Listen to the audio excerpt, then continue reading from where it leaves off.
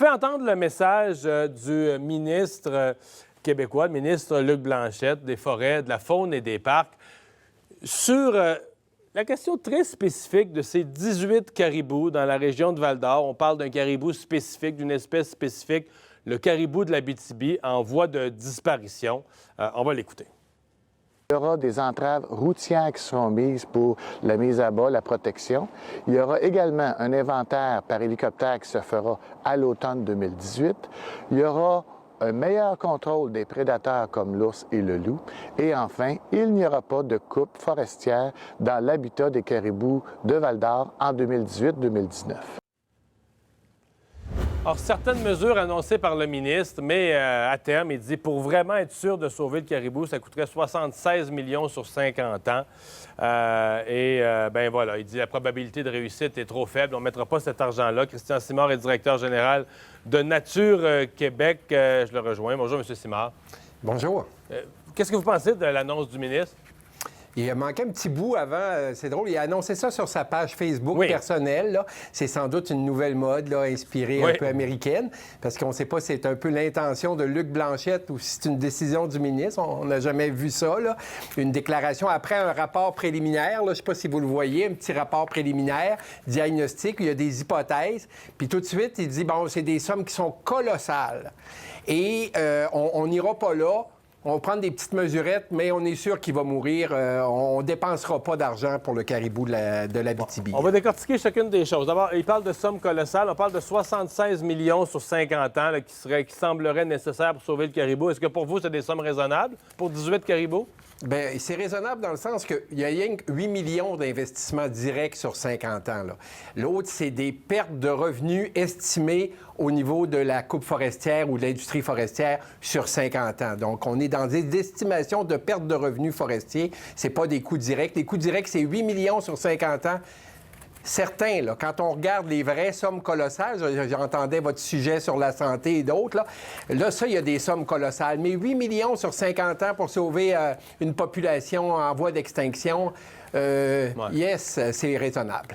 Est-ce que vous y croyez vos chances de succès? Parce que là, on dit qu'il resterait 18 individus là, de cette espèce spécifique dans la région de Val-d'Or. Oui, vous savez, on ne sait pas ça, là, mais il y a des bisons en Europe, hein, puis il en restait 12 dans la région, en Pologne, dans une forêt. Hein, c'est des bisons qui ne fréquentent pas la plaine, sont plus petits, sont en forêt. Puis ils ont réintroduit, puis ça fonctionne. Hein?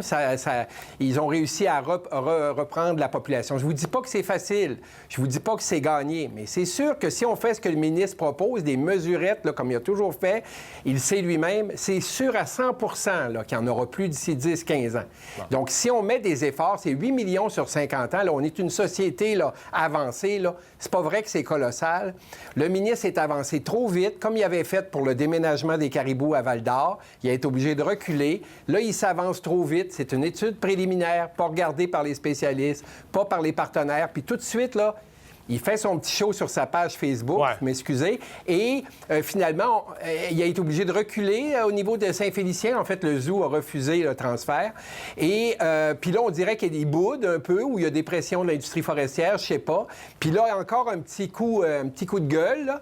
Mais on pense pas que c'est sérieux et on va s'assurer qu'il revienne sur sa décision. Aidez-nous à comprendre la notion d'espèce spécifique, parce qu'il y a des caribous dans le Nord. C'est pas la seule région au Québec où on veut protéger les caribous.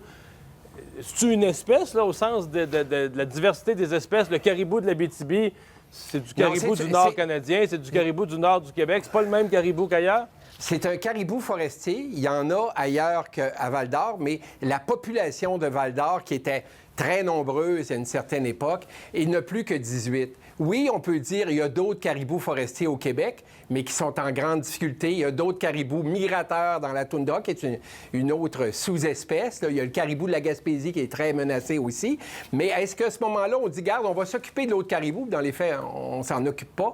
Donc, dans quelques années, c'est l'ensemble de l'espèce qui risque d'être très, très menacée. On a une population qui les gens de l'Abitibi s'identifient à ces caribous-là. C'est important de maintenir des espèces animales puis de faire une Vous êtes exploitation sûr des de ressources. ça? Les gens de l'Abitibi, j'ai l'impression qu'il y en a une partie qui veulent travailler en forêt et qui s'en foutent du caribou. Là. Peut-être que je me trompe. Je vais peut-être vous tromper. Nous, vous savez, on a fait une petite campagne pour empêcher Ouais. le transfert au zoo. Hein. En quelques jours, on a eu 15 000 personnes et une grande majorité des gens de l'Abitibi qui pensent que c'est important de maintenir une espèce animale. Ils veulent travailler aussi.